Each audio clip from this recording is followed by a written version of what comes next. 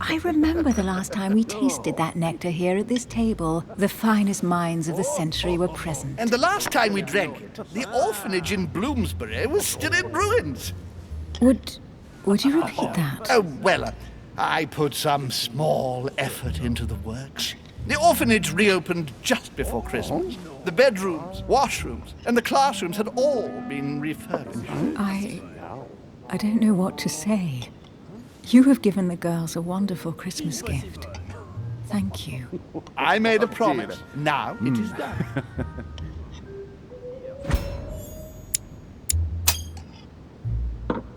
It's the first time I've ever seen her so moved. Just mentioning that orphanage broke right through Emily's hard shell.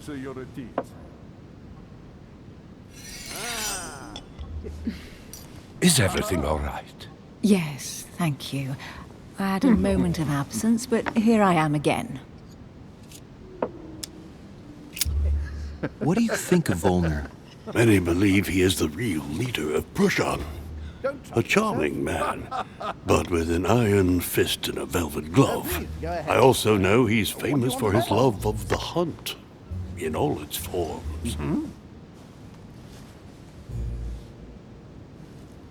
Who does not know of her, sir? Have you any information on this Napoleon?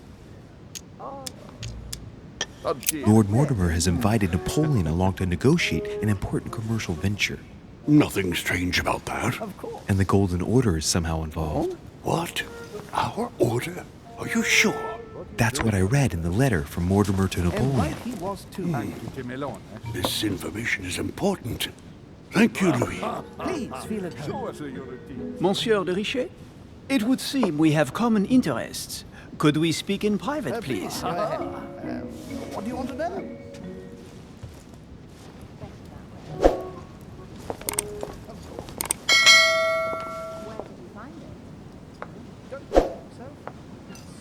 Lord Mortimer and the Golden Order, through your mother, have concluded a financial agreement. Stay composed, Louis.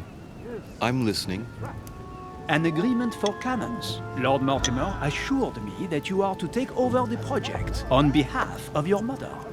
You must know that I am deeply sorry about their disappearance, but I must validate the deal urgently if I want to be able to organize things properly. I haven't seen Lord Mortimer yet. I'm afraid I'll be unable to answer your questions.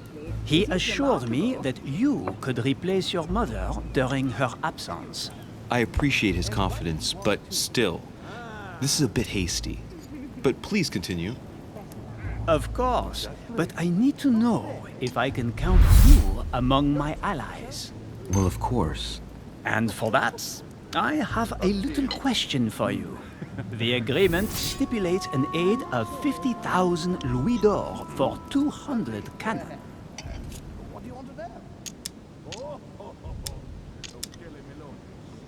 Surely such an amount will buy twice as many cannons.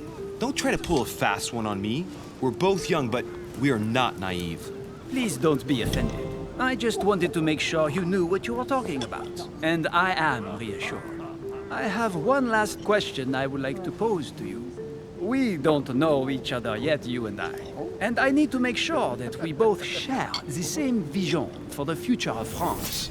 Given the hard times that have befallen our beautiful country, what do you think it would take to restore its luster?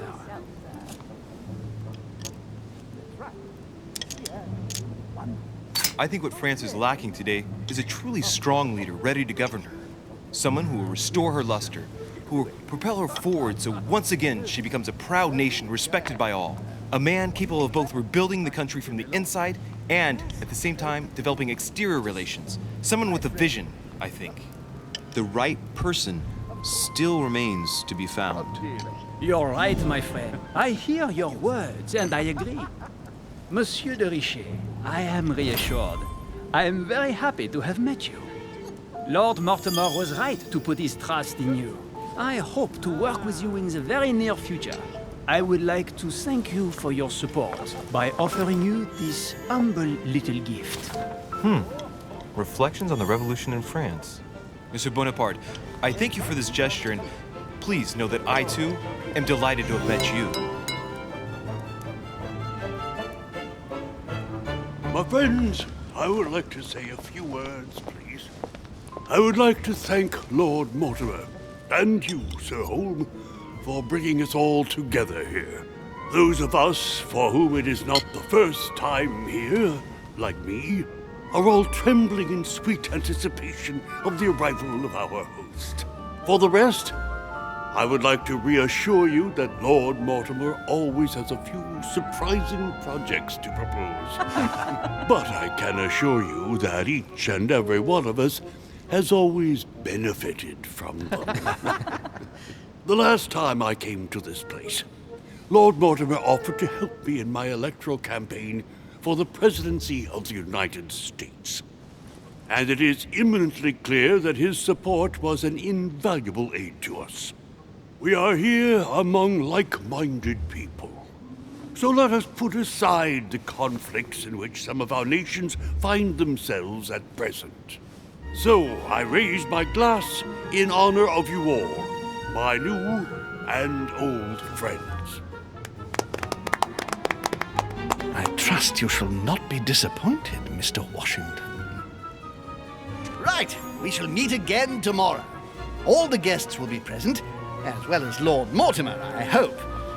Until then, I trust you will find plenty to keep you amused.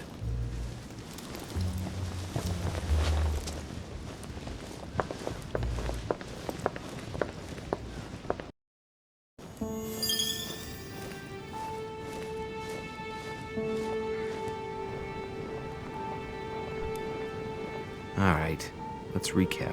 Before dinner, I was going to investigate my mother's message. I've got to find the place where all eyes size you up.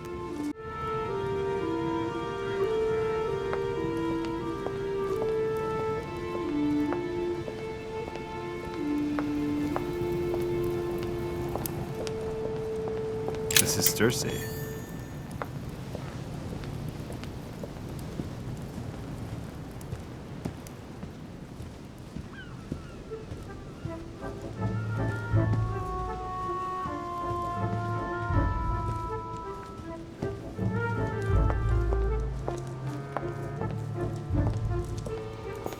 Romney painted Lady Hamilton as Circe. Discourse on the Method by Descartes. This book changed the way I looked at the world. The Conversion of Ulysses by Gurs. Circe changing Ulysses' companions into swines.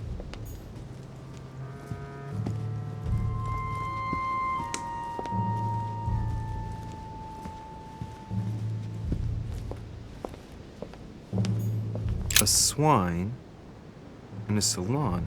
That's an odd choice of decor.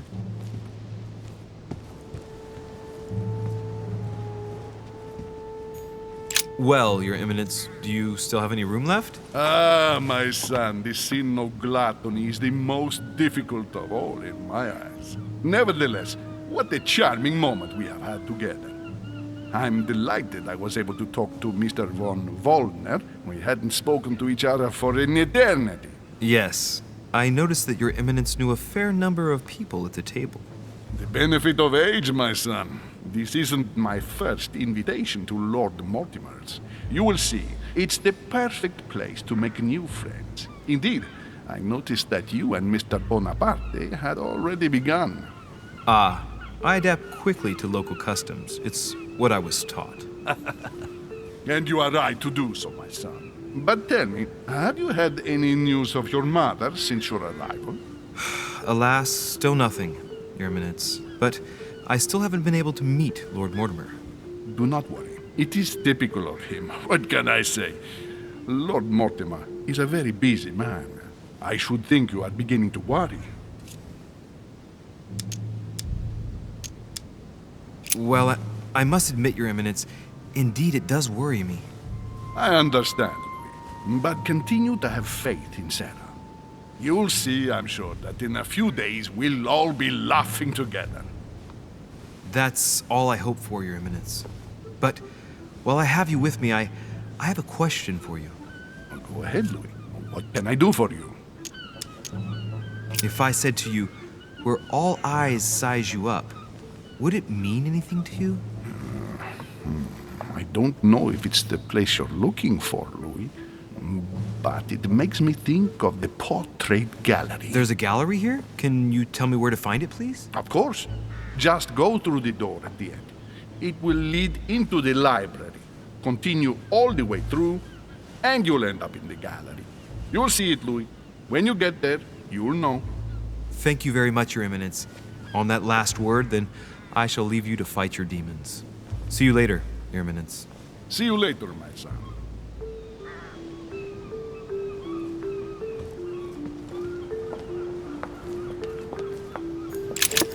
The lock is surrounded by a triple circle.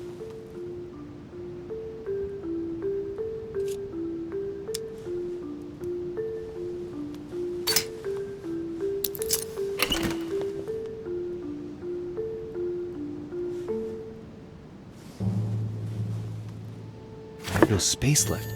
I'll retrieve it later. Circe.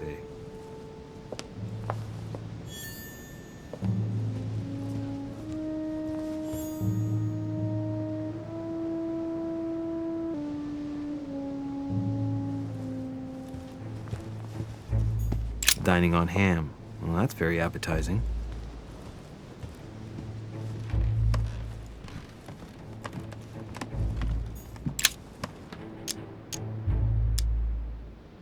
Amber crystals.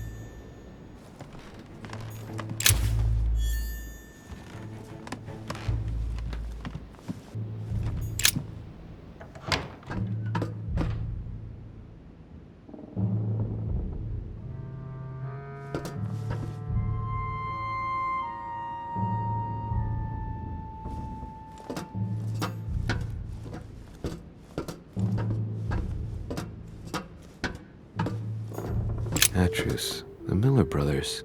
Mother expressly forbade me from reading it.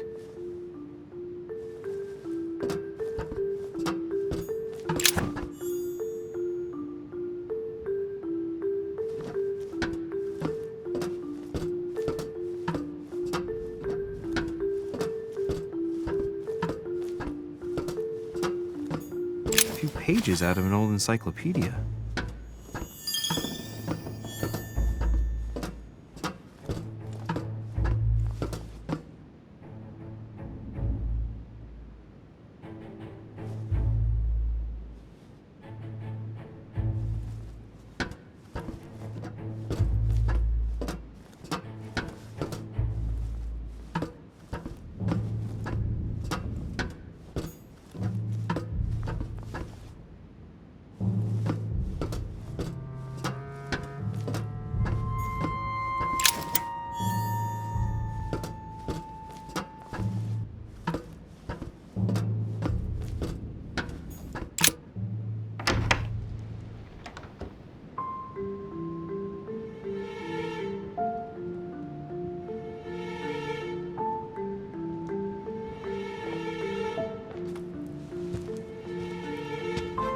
Where all eyes size you up. Chances are, that's the room my mother spoke of. And she also spoke of a Medusa. Should I go and try to find the creature now?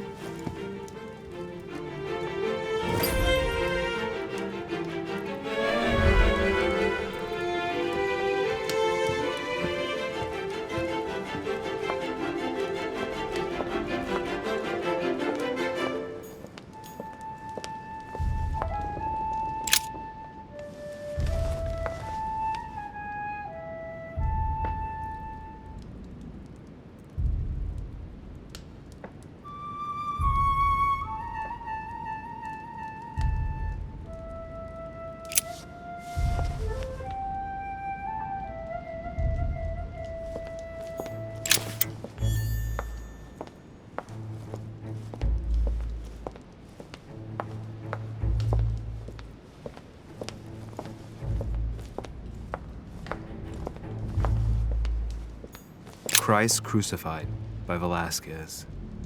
Look, someone's left a note there. Reserved for the Duke of Alcudia.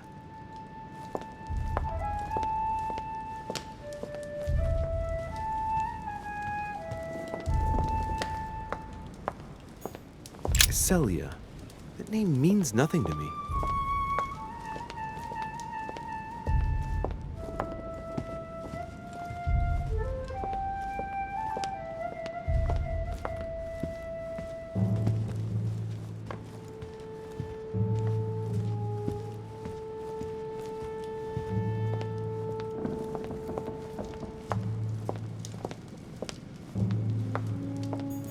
The Last Supper by Leonardo da Vinci.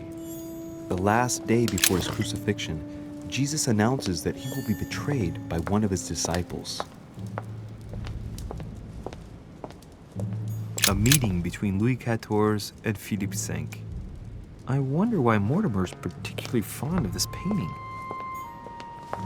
The Company by Rembrandt. Amber.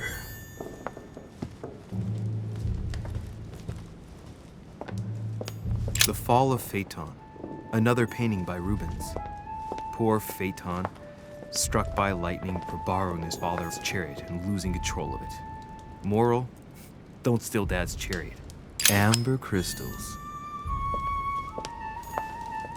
Ah, François Ier, Receiving the Holy Family, a painting by Raphael. The Song of Roland. Roland feeleth his death is near, his brain is oozing by either ear. With his brain oozing, it's already remarkable that he can feel anything.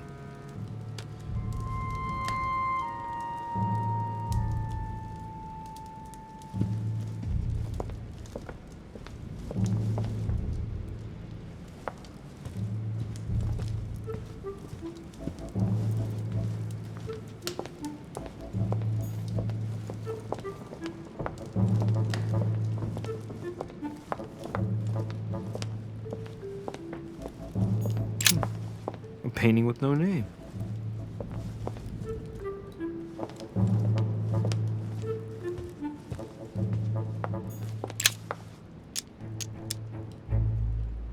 Devil's Thorn. I'll keep it.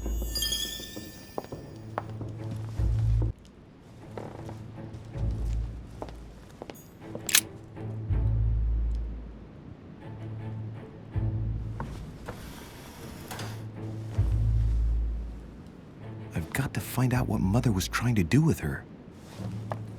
The Medusa. A hero armed with a sword? A hero with a lantern. And the last one holding a shield. I'll stake my life on it. All the statues form a single scene together. The poor devils are about to face the beast. Let's give them a helping hand.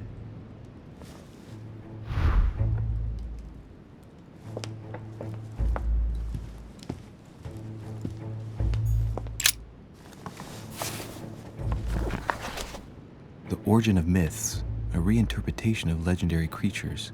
Just what I need. The text is in French on the left-hand page and in Latin on the right hand. Let's find the chapter on the Medusa. Hang on. This version is significantly different from the regular one. It recounts how men have always belittled women in society. Harpies, mermaids, the chimera, the hydra, the gorgons. Ah, the section on the Medusa. While some of the heroes divert attention from the Gorgon, the hero with the sword brandishes his weapon at the Medusa.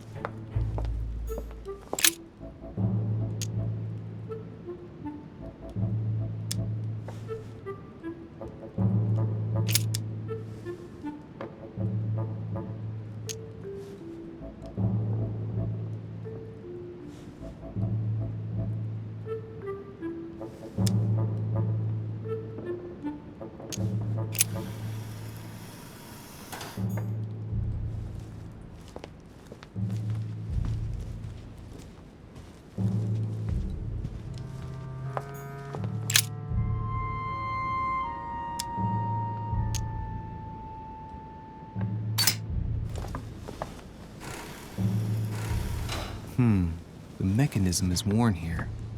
Whenever the shield is not turned toward the sword, the machinery freezes up. The statue must have been in this position most of the time, betrayed by the marks of time. So that makes it easy. The shield must face the sword.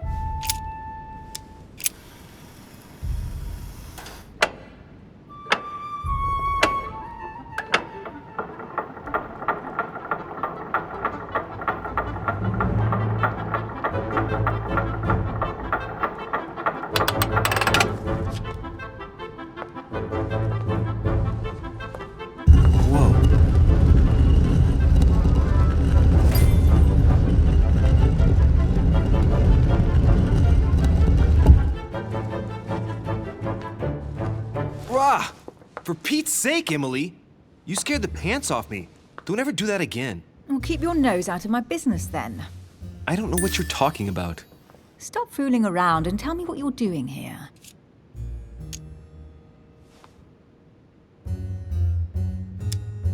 Oh yeah? So tell me what you're doing here. Yeah, just like me. Probably, but I asked the question first. Well then, we'll pretend you haven't asked me yet. What about a little gallantry, Louis? Come on, I'm listening. What are you doing here?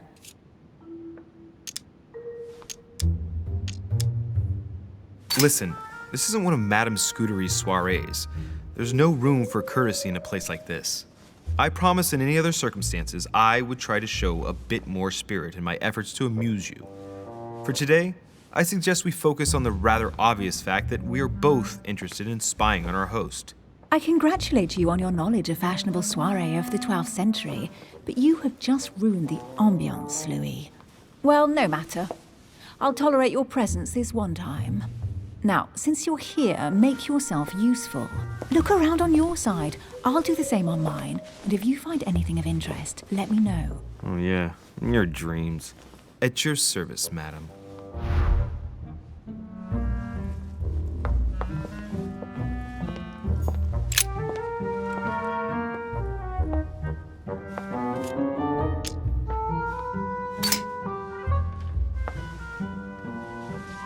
The heavenly symbols refer to Pandora's box.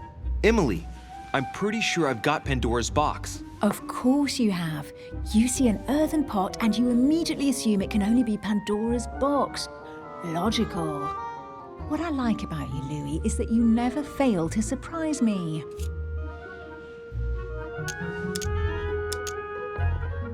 Emily, what if I open the jar? Would that then make man responsible for all the evils? Try. It'll make a change. All right, can we move on now? I do love your irony, but honestly, are you ever impressed by anything you see? By a chamber pot? No, you really do need to do better than that.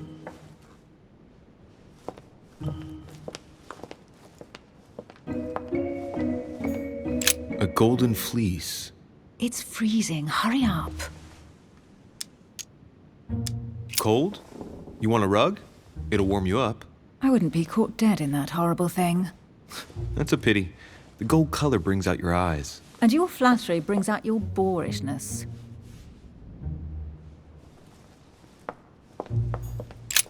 An unofficial gospel? You'd be more likely to find this kind of book at the Vatican. Nothing special. The library at Buckingham has 3. The Gospel according to Judas, or How to Crucify Jesus as part of God's plan. You do realize that the contents of this book could undermine the very foundations of Christianity. One more reason to leave it in the secret room of a lost manor on a private island. Do you realize how important this book is? Of course, but what I really want to know is how did it come into Mortimer's possession? I was thinking the same thing about all the paintings and sculptures in the manor.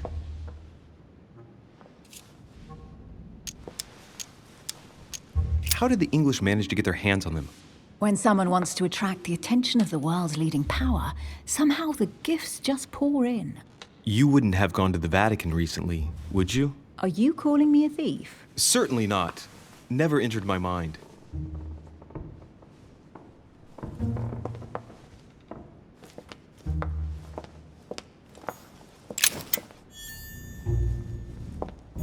Hey, Mortimer is the author of this work.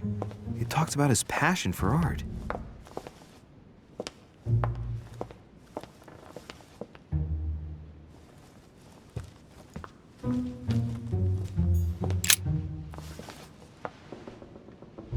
Guess what I found? The Holy Grail. Older than that. A piece of Noah's Ark. Not that old. This could go on for hours. Just tell me. Caesar's laurel wreath. The workmanship on this crown is amazing. The finesse of the gold laurel leaves is beautiful. A crown worthy of an emperor. I'd stake my life that it's the genuine article. I can just see Mortimer dressed in a toga, wearing a laurel wreath, strutting around his manor all day long. You have a curious idea of Mortimer. Why? He's eccentric, like all the English are, isn't he? Well, if Peru stands for French grace, then if I were you, I wouldn't be making that sort of remark.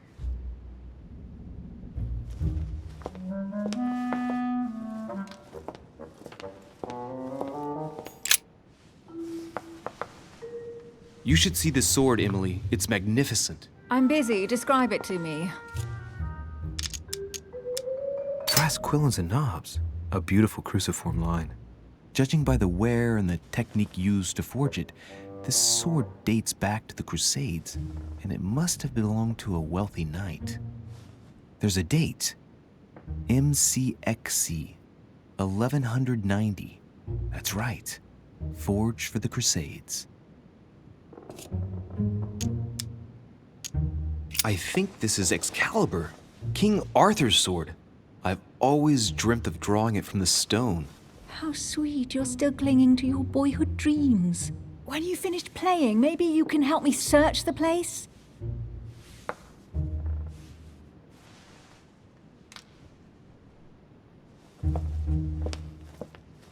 Well, looks like a pamphlet on different political regimes, written by Mortimer himself. A fragment of amber.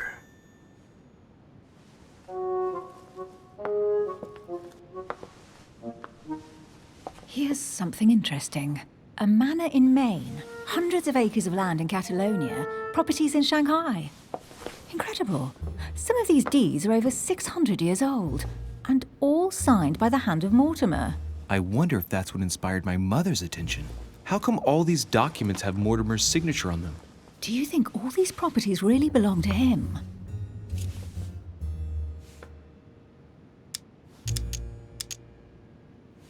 See those fine scratches around the words?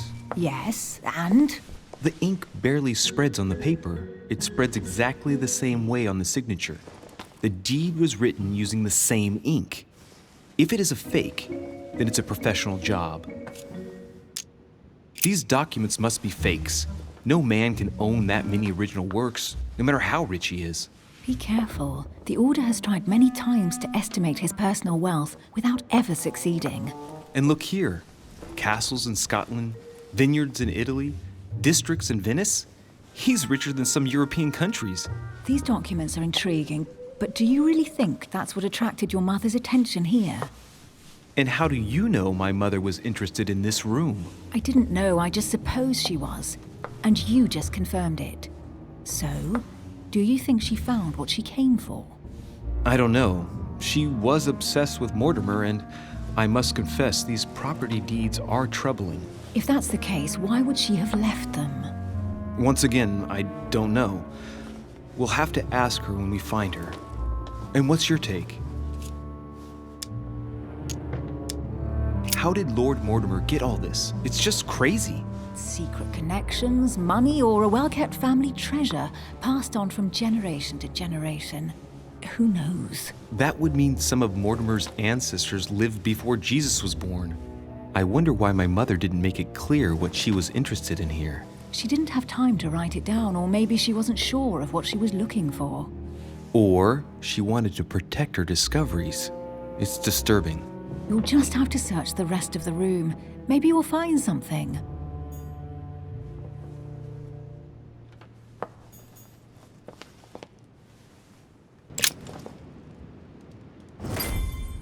What is that you found? A cameo pendant. What's going on? Nothing. For crying out loud, Emily, you lunged for that jewel like your life depended on it. Tell me what this is about. No. We just met, Louis. I like you, but I can't just suddenly open myself up like a book to you. Listen, Emily.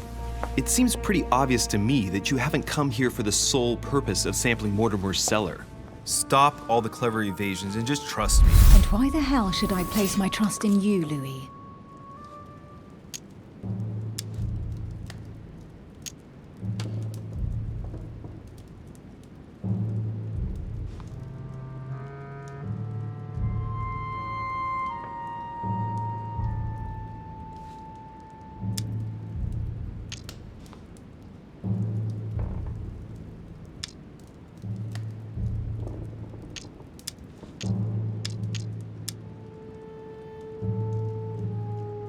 When are you going to understand that I just want to help you? What do you expect? That I'll fall into your arms and say yes to everything you want? What are you talking about? I'm only asking you to trust me a little. If only on principle, as a member of the Golden Order, for example. I'll admit you are fairly reliable. That's it? I was expecting more. Well, I'm prepared to trust you when it comes to choosing a French cheese. But I've nothing to gain by confiding in you any further than that. Nothing to gain? Damn it, Emily! I'm only trying to help you. Stop needing to gain something all the time. Because you think I need help? Just like everyone. You have your strengths and your weaknesses. And there's no use pretending otherwise. Ha! And I bet you found out where I'm weak, haven't you? You think your scathing wit protects you, but in fact, it makes you blind. No sooner have people introduced themselves than you already see them in a bad light. You play the part of a strong woman, and yes, you are a strong woman, of course, but what I see is a sensitive young lady who lacks self-confidence. Stop adopting a defensive posture, and you'll see just how quickly new doors will open. There is some truth to what you say. I might have some weaknesses, but I don't need your help to overcome them. And I'm simply not contemplating collaborating with anyone at this time. Do you understand?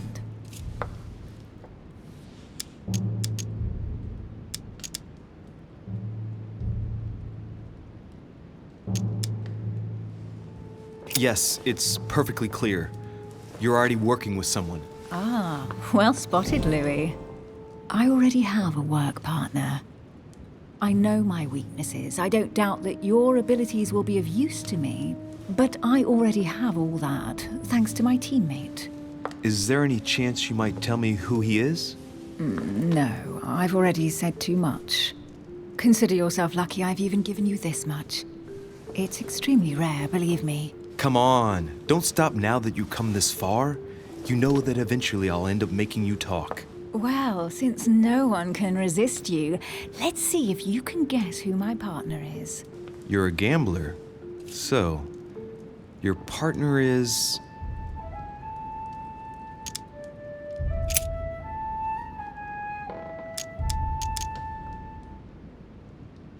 your sister.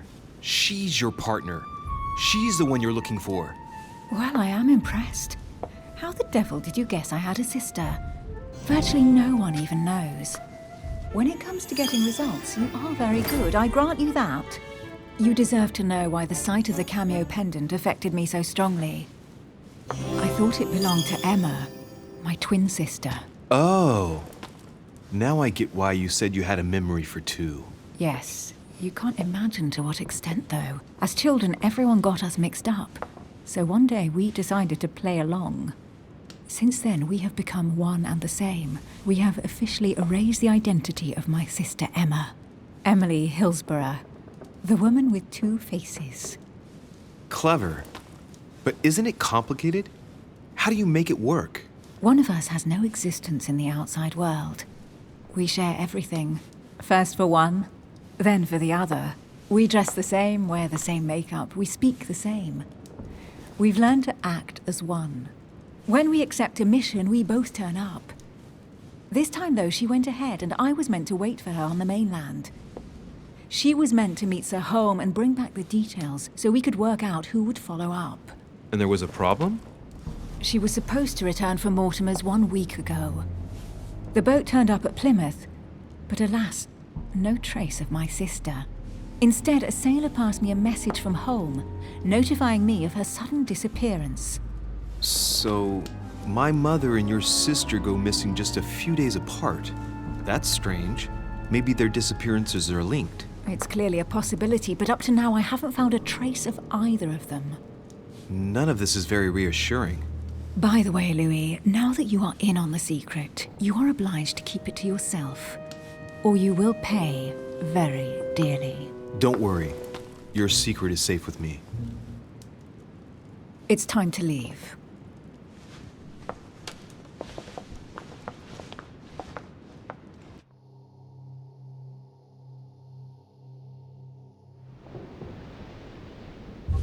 So, what do you think of our first adventure?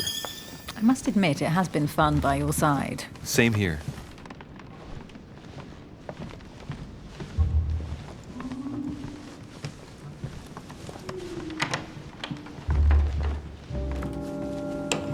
Oh, she's been drinking too much again. Louis, I need to talk to you right now. Good evening, Elizabeth. Actually, this is not a good time. I'm begging you, please don't leave me alone. I'll be waiting for you in your room, but don't be late.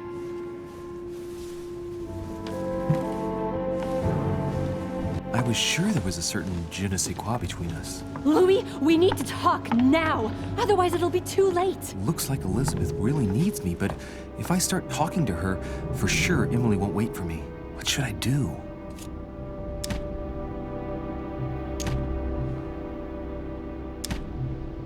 Excuse me, Elizabeth, but some very urgent business has cropped up.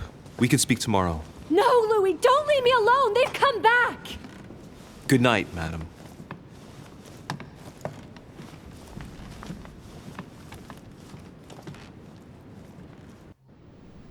Well, well, Louis, you took your sweet time. What did our poor Elizabeth want?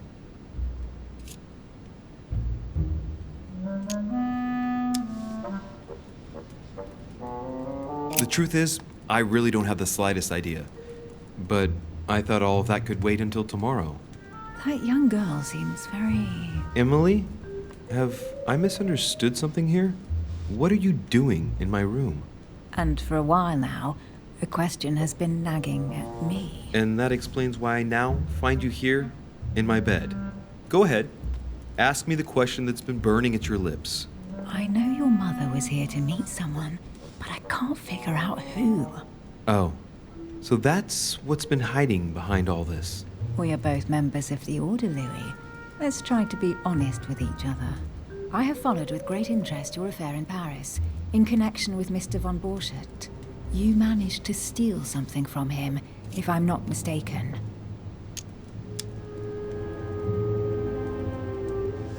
Emily, you suddenly seem to be very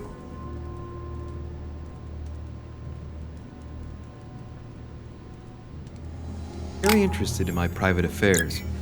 You aren't pumping me for information, are you? Not in the least, Louis. I'm deeply hurt that you'd even think such a thing of me. Look, I'm sorry. I just thought that... Well, you're wrong. I was interested in you, that's all. But that seems to be beyond you. Don't take it like that. My mother and I recovered an old occult book that von Borchardt was planning to resell on the black market. There. Now you know it all. This is quite fascinating. But just what did Sarah expect to accomplish here?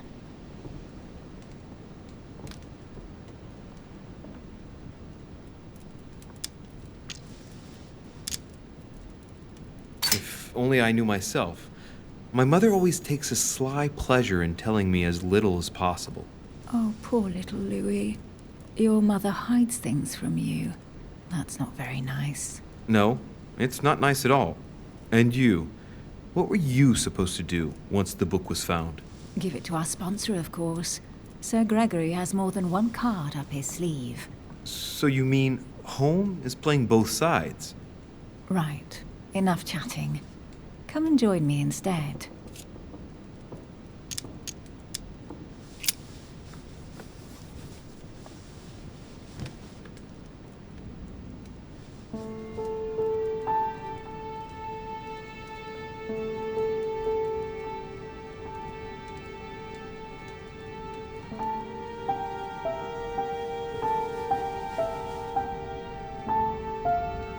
I have to go, Louis.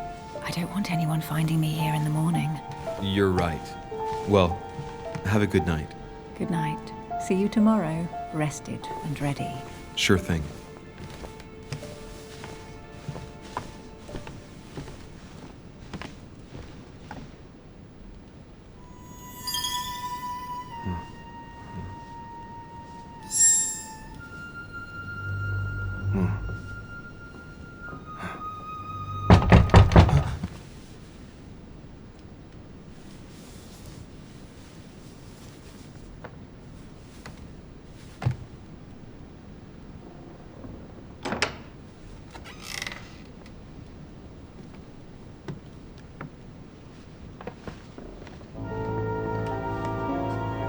Lord Mortimer? Monsieur de Richet, at last we meet.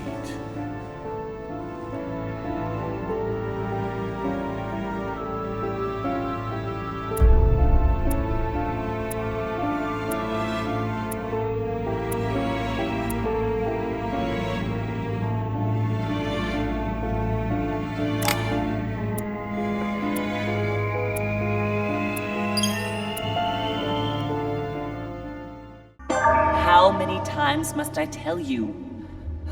You must never put your life on the line for me. Mother has always had a fascination for Lord Mortimer, but has never wanted to tell me why. We are doing our utmost to find your mother as quickly as possible. Without your mother, hundreds of men of the cloth would have gone to the guillotine. All I can tell you is I'm looking for my sister. Do you believe your mother capable of torturing a child? An agreement for cannons. Lord Mortimer assured me that you are to take over the project on behalf of your mother. Johann Christoph von Wollner, Minister of Religious Affairs, and Jacques Peroux, French Revolutionary Tribunal Judge. You will find that Lord Mortimer is not what one would call conventional, Monsieur de Richet. I do apologize for being late. I was obliged to clear up some urgent business.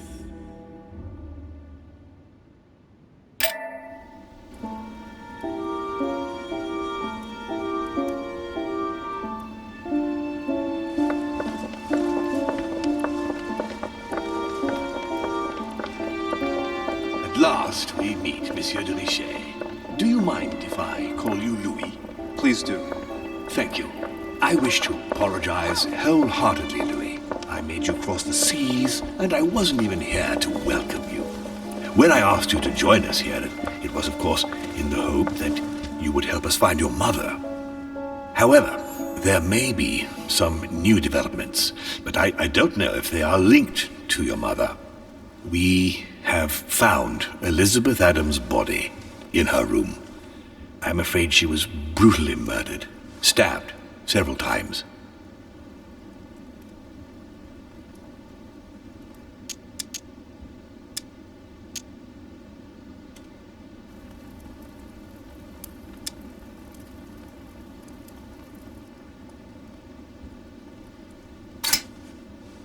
Who could have done it? That is precisely what I would like you to help us determine, Louis. Duchess Hillsborough informed us that she accompanied you at the beginning of the evening. You apparently bumped into Miss Adams, who wanted to speak to you. We are told you turned her away, and she went away on her own. That's correct. Do you know what she wanted to see you about, by any chance?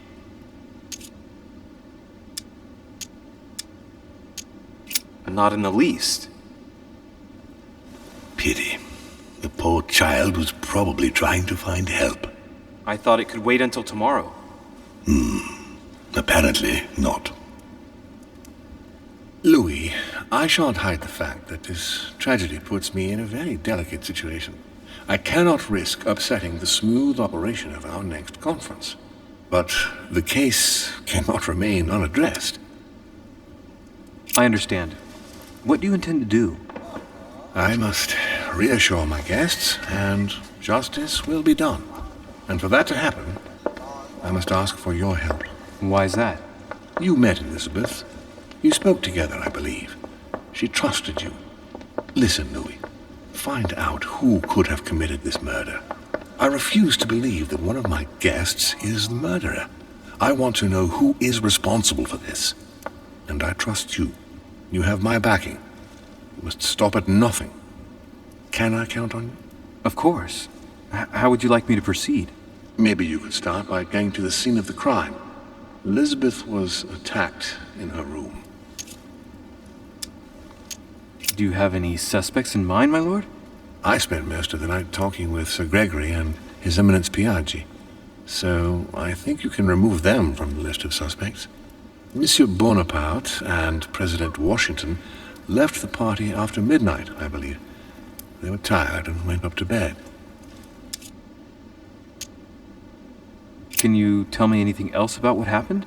Now, Louis, I wouldn't want to influence you. Get over there and form your own opinion. Right. I'll get over there immediately. Thank you, Louis. Now, once you've finished, come back and let me know your findings. I'll be waiting. And Louis, you've got permission to search through the guests' rooms. They've all been notified and they agree.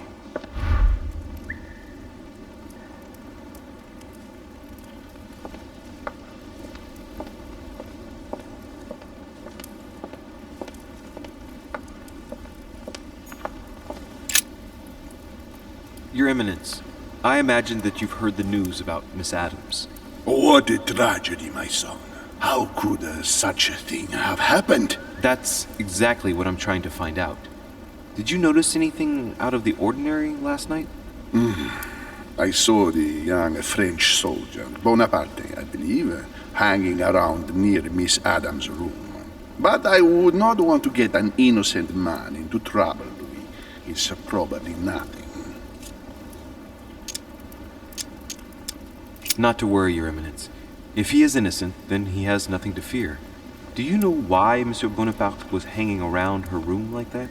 Well, I wouldn't be surprised to learn that the dashing young soldier had become infatuated with a fragile young woman who looked a bit lost.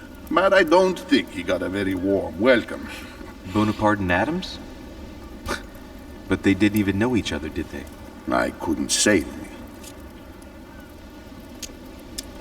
But if I were you, my son, I would talk to Monsieur Peru. You remember how violently he set upon Miss Adams. Oh, don't worry. He's on the list of suspects.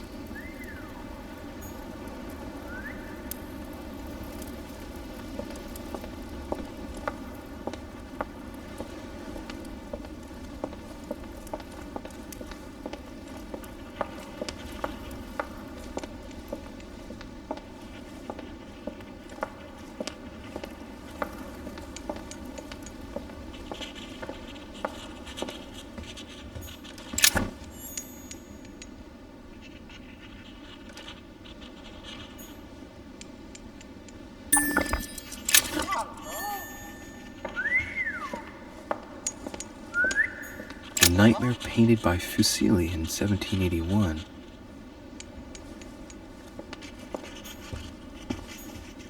Honey, the remedy of the gods.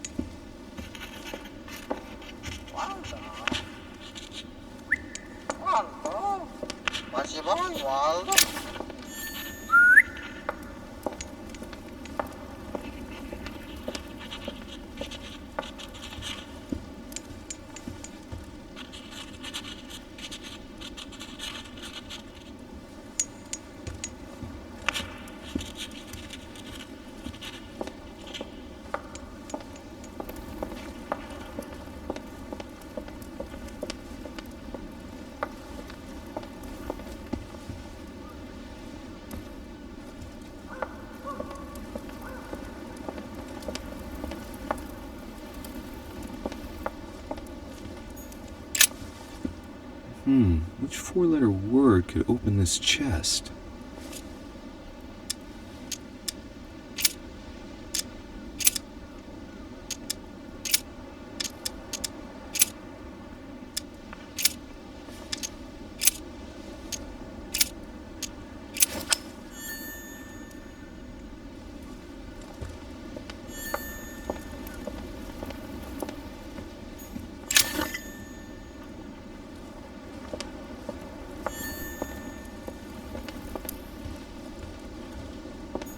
A ruble.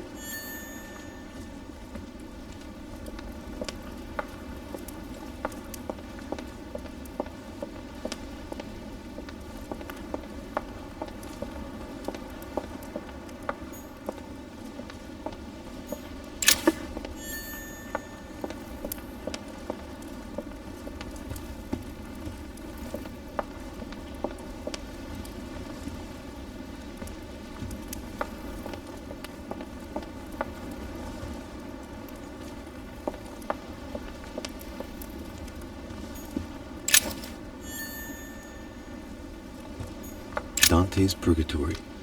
Why does your mind presume to flight when you're still like the imperfect grub, the worm before it's attained its final form? Charming.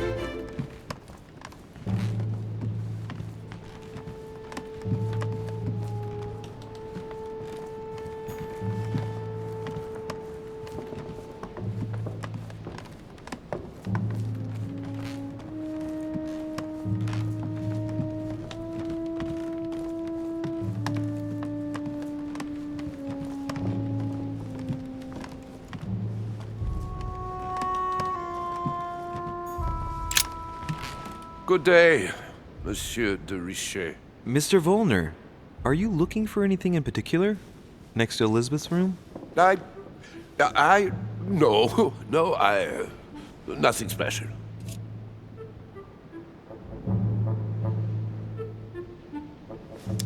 I'd have thought this is not really the shortest way to get to your suite. Yes, I wasn't really looking where I was going. I shall leave you now, sir. I will return to my room.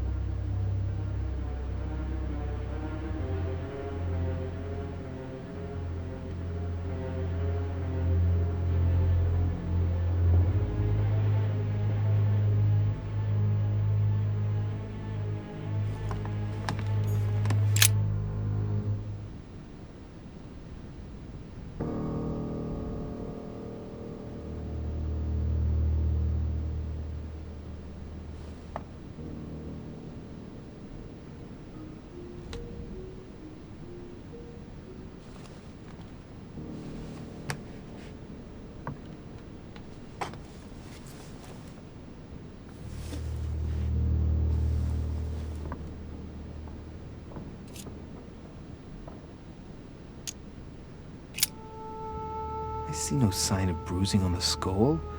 The only clue is a scar from a previous craniectomy. Poor Elizabeth, she must have been very young when she went through all that. That's torture. She also has old scars around the neck, maybe mutilations.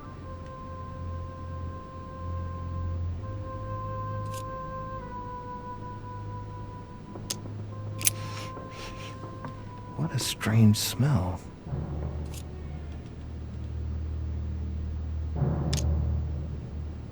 Her breath smells of alcohol and of laudanum. People use it to relieve pain.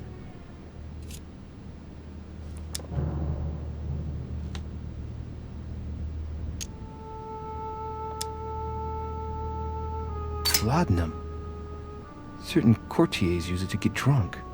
If taken in large quantities, it can provoke fits of madness.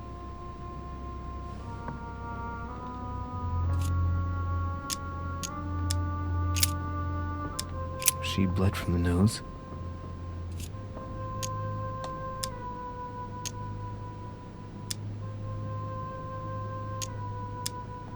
There are signs of bleeding, but I don't see any traces of bruising.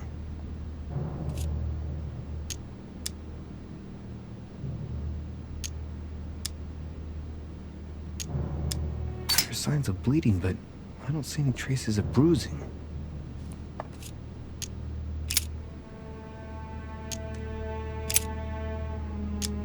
I count no fewer than 9 wounds on the thorax, with a lot of blood. At first sight, I'd say that's what caused her death.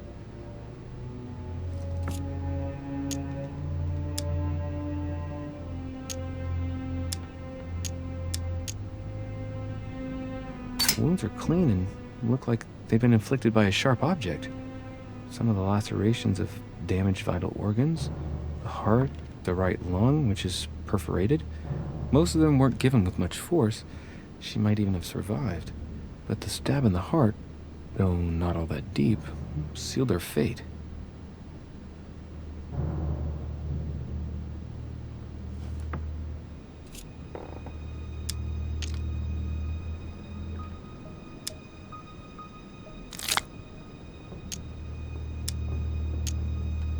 It looks as though the wounds were inflicted from a precise angle, as if the murderer was standing behind Elizabeth.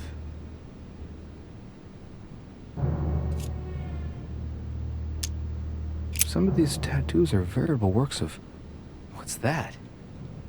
The skin between her breasts is different. Bloody hell! This tattoo was drawn on a page of leather and stitched onto her skin. Probably during childhood. The scars are anything to go by. It's the same kind of tattoo as on the rest of her body.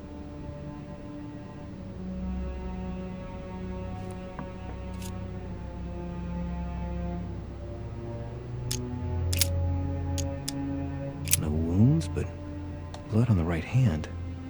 Nothing on the left except that tattooed symbol. This pinnacle's a trap. The wearers of the pinnacle thought that they were protected from evil by surrounding it inside the different circles of the pinnacle.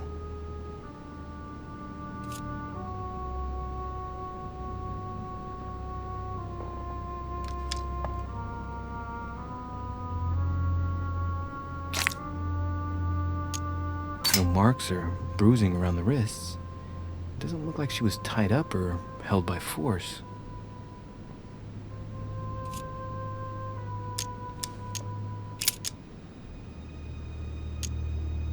There are numerous marks on the body. She must have fought like a lion. It couldn't have happened without a lot of noise. There are also a number of old scars.